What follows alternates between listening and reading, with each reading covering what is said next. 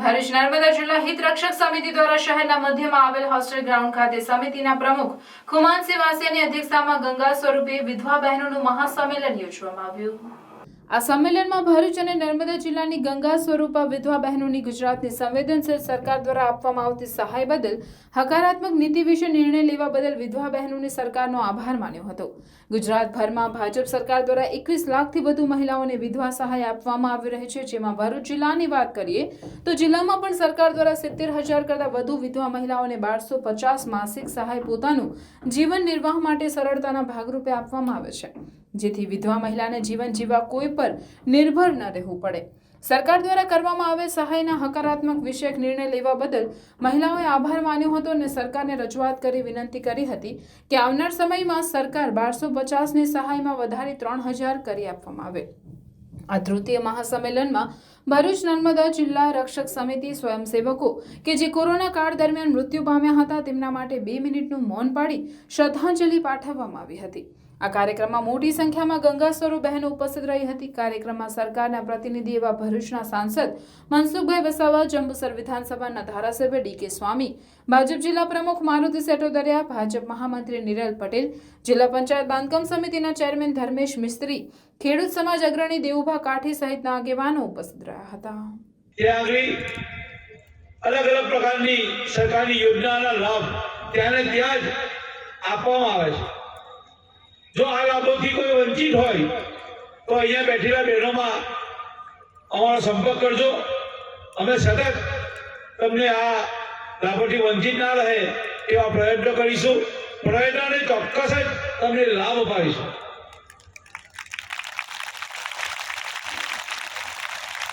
વાત પગભર થવાની હમણાં જ 4-5 દિવસ પહેલા પ્રધાનમંત્રી વિશ્વકર્મા યોજના, જેમ ખુમાનસિંહભાઈ હરસિટી કોઓપરેટિવ બેંકમાંથી નાના લોકોને મોટા થવાનો, પગભર થવાનો લોન દ્વારા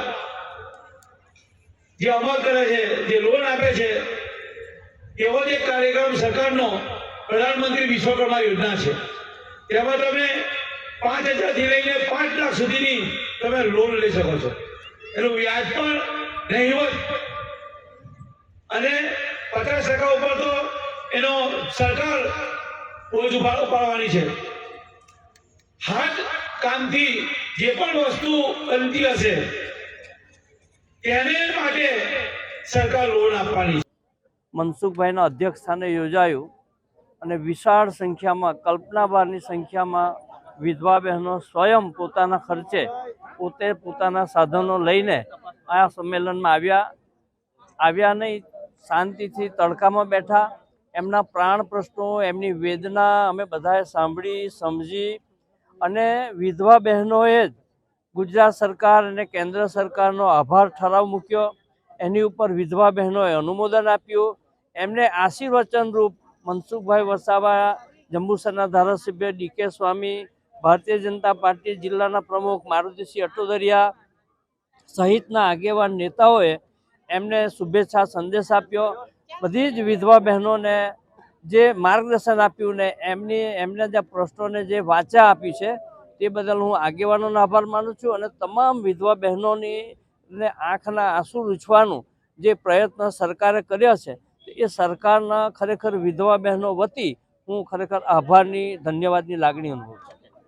વિધવા બહેનોનું સંગઠન કરી અને એમને કોઈ ને કોઈ રીતે મદદરૂપ થવાના પ્રયત્ન કરે છે। એમને શરૂઆતમાં જે પેન્શન મળતું હતું, નજીવું પેન્શન 500 રૂપિયા, 700, 750, એમાં વધારો થાય એટલે અભિયાન ચલાવ્યું અને આજે 1200 થી ઉપર જેટલું એમને પેન્શન મળે છે। અને હજુ પણ આ બહેનોને એવી રજૂઆત છે કે આ એક મોંઘવારીને પ્રમાણે પેન્શનમાં થોડો વધારો થવો જોઈએ, તો એને ધ્યાનમાં રાખીને આ જે સંમેલન બોલાયું અને આ વિશાળ સંમેલન હતું। જિલ્લા અને નર્મદા જિલ્લા, ભરૂચ જિલ્લા, નર્મદા જિલ્લાની બધી જ બહેનો હતી અને ખૂબ સારી સંખ્યામાં બહેનો હતા। તો એમની વાત આમ સરકાર સુધી પહોંચે એ ઉદ્દેશ્ય સાથે એક આ મોટું વિશાળ સંમેલન બોલાયું અને આટલું મોટું સંમેલન થવાથી આપણે બધાએ જોયું છે કે કેટલા બધા જ બહેનો સ્વૈચ્છિક પોતાની રીતના આવ્યા છે। તો આ જે વાત અમે પણ ત્યાં સરકારમાં પહોંચાડીશું અને રાજ્ય સરકારને પણ ઘણું બધું સેવાકીય કામો કરવાના હોય છે। અનેક બેંકેબલ યોજના કલ્યાણકારી યોજના પાછળ કરોડો રૂપિયા ખર્ચાતા હોય છે. વૃદ્ધા પેન્શન, વિધવા પેન્શન, આવાસ, શિક્ષણ ક્ષેત્રે, રોજગારીના ક્ષેત્રે, ઘણા બધા ક્ષેત્રે સરકારને, રાજ્ય સરકારને અને ભારત સરકારને પણ કરોડો રૂપિયા ખર્ચ એને વેઠવો પડતો હોય છે. તો આ બધાની પરિસ્થિતિને ધ્યાનમાં રાખીને પણ આ બહેનોમાં કંઈક ને કંઈક રીતના મોંઘવારીને ધ્યાનમાં રાખીને પેન્શનમાં વધારો થાય, વિધવા બહેનોના પેન્શનમાં વધારો થાય એ રીતના ચોક્કસ અમે રજૂઆત કરીશું. અને મને ખબર છે ત્યાં સુધી કે ગુજરાતના માનનીય મુખ્યમંત્રી અને દેશના પ્રધાનમંત્રી આદરણીય નરેન્દ્રભાઈ મોદી સાહેબ આવી વાતો જે ગરીબો સાથે જોડાયેલી અને સંવેદનશીલ બાબતોમાં તેઓ ખૂબ લાગણીશીલ છે અને અમારી વાતને એ ખૂબ શાંતિથી સાંભળશે અને કંઈક ને કંઈક સારું પરિણામ આપશે એવો મને વિશ્વાસ છે.